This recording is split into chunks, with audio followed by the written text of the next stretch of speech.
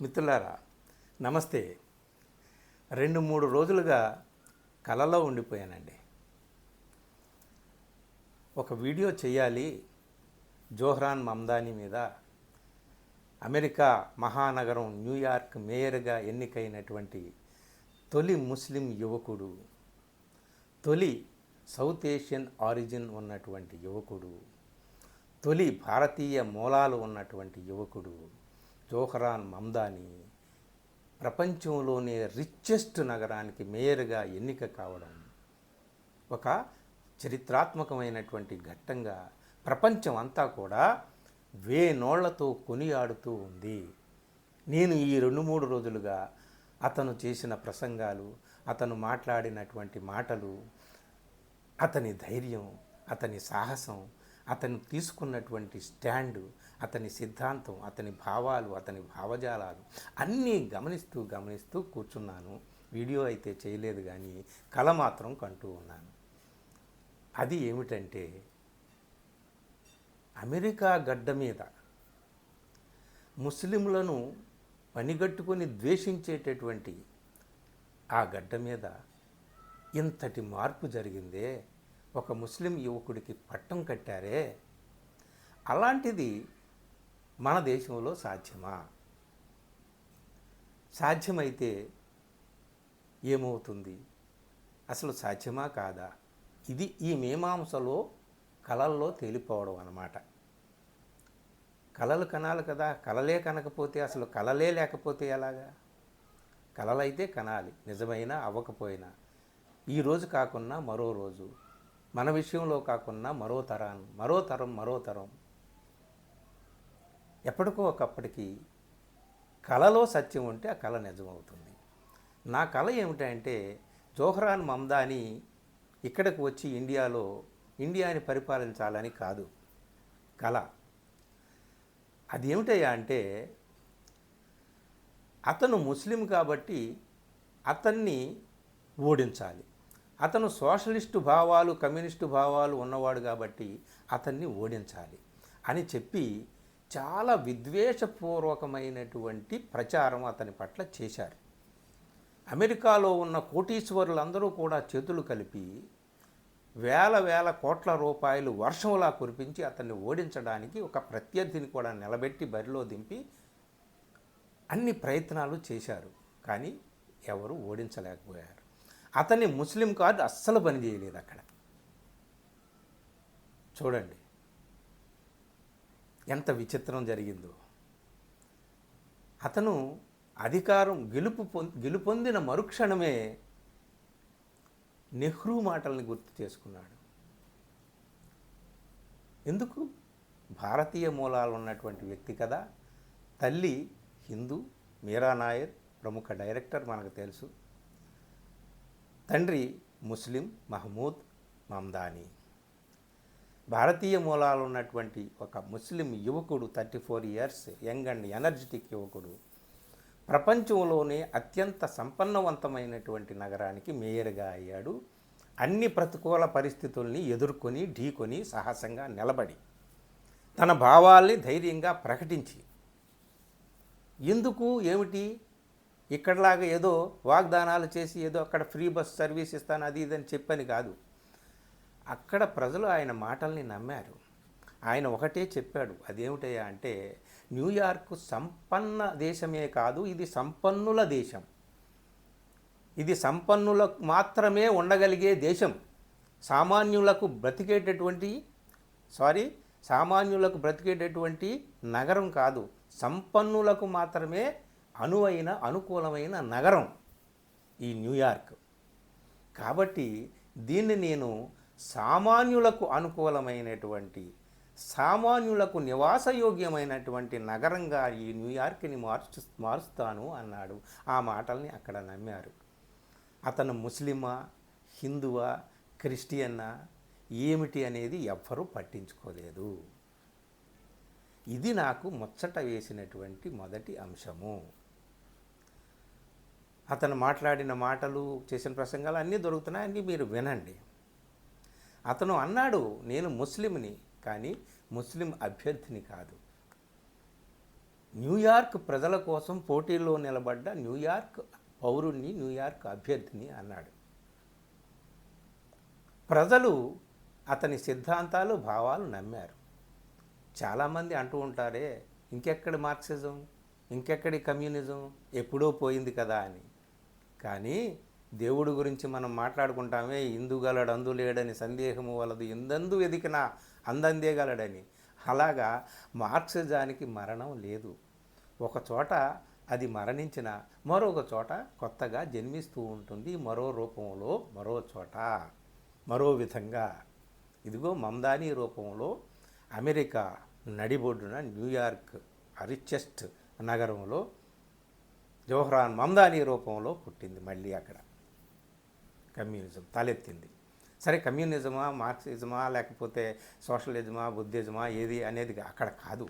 ముచ్చటేసిన విషయం ఏమిటి అంటే, ప్రజలు మతాన్ని చూడలేదు. ప్రజలు మతపరమైనటువంటి విద్వేషాలని ఎవరు ఎన్ని రెచ్చగొట్టినా పట్టించుకోలేదు.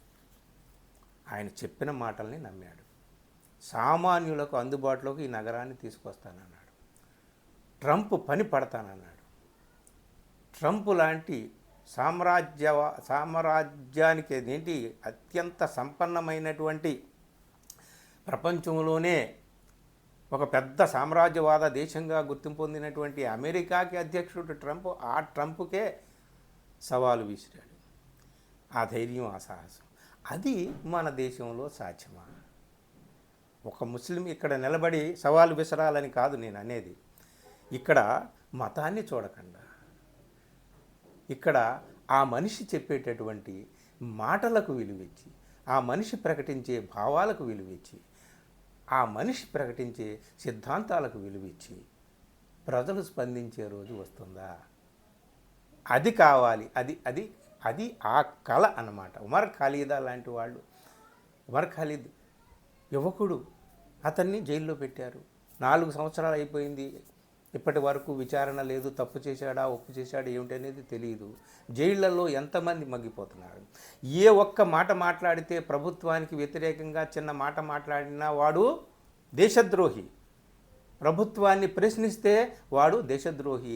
మైనారిటీలకు అనుకూలంగా, మైనారిటీల హక్కులకు అనుకూలంగా ఎవరైనా స్పందిస్తే వాళ్ళు టెర్రరిస్టులు, జిహాదీలు, వాళ్ళు పాకిస్తానీలు, వాళ్ళు ముస్లింలు అని కూడా అంటారనమాట. అలాంటి ముద్ర వేసేసి వాళ్ళని లోపలన్నా పెట్టేయాలి, లేకపోతే నిర్బంధంలోనైనా ఉంచాలి, ఇంకేమైనా చేయాలి. అలాంటివన్నీ కూడా ఇక్కడ జరుగుతూ ఉంటాయి. మరి అక్కడ మమ్దానీ అంత పెద్ద రిచెస్ట్ నగరానికి మేయర్ ఎలా కాగలిగాడు? తను నమ్మిన సిద్ధాంతాలనే నమ్మి ప్రకటించి ఎలాగ మేయర్ కాగలిగాడు? నిజంగా ఆయన గెలుపు ప్రపంచానికి ఒక మేలుకొలుపు అని అంటున్నాను. అన్నిటికంటే కూడా ప్రపంచంలో ఇతర ప్రాంతాల్లో ఏం జరిగినా, ఏం జరగకపోయినా, ఇదిగో ఈ దేశంలో మతాన్ని చూసి ముద్రలు వేస్తారే, లేదా ప్రభుత్వాన్ని ప్రశ్నిస్తే మతపరమైనటువంటి ముద్రలు వేస్తారే, ఆ రోజులు ఎప్పటికైనా పోతాయా? సత్యం వైపు నిలబడేటటువంటి యువకులకు రోజులు వస్తాయా ఈ దేశంలో? అది నేను కన్నటువంటి కళ అన్నమాట. ఆ కళ ఎప్పటికి నెరవేరుతుందో ఏమో తెలియదు. కానీ మహాకవి గురజాడ అన్నట్టు మతములన్నీ మాసిపోవును, జ్ఞానమొక్కటి నిలిచి వెలుగును అన్నాడే. ఆ జ్ఞానానికి మాత్రమే పెద్దపీట వేసేటటువంటి రోజు రావాలి. అది అమెరికా ప్రజలు, ముఖ్యంగా న్యూయార్క్ ప్రజలు ఆ పీట వేసి, ఇదిగో మనం మనిషిని చూడాలి, ఆయన మాటలు వినాలి, ఆయన సిద్ధాంతాలు కావాలి, అంతే తప్ప ఆయన పుట్టుక మనకు అనవసరం, ఆయన జాతి మనకు అనవసరం, ఆయన రంగు మనకు అనవసరము, ఆయన మతం మనకు అనవసరం అని చెప్పి చాటి చెప్పారండి. ఇదండి అలాంటి రోజు మన దేశంలో కూడా రావాలి అని అది కళ అన్నమాట. సో ఇక్కడ ఒక్క విషయం నాకు అర్థమైపోయింది ఏమిటయ్యా అంటే, ప్రపంచంలో ఏ రోజుకు ఆ రోజు ప్రపంచం అనేటటువంటిది నిరంతర పరిణామశీలి, చలనశీలి ఈ ప్రపంచం.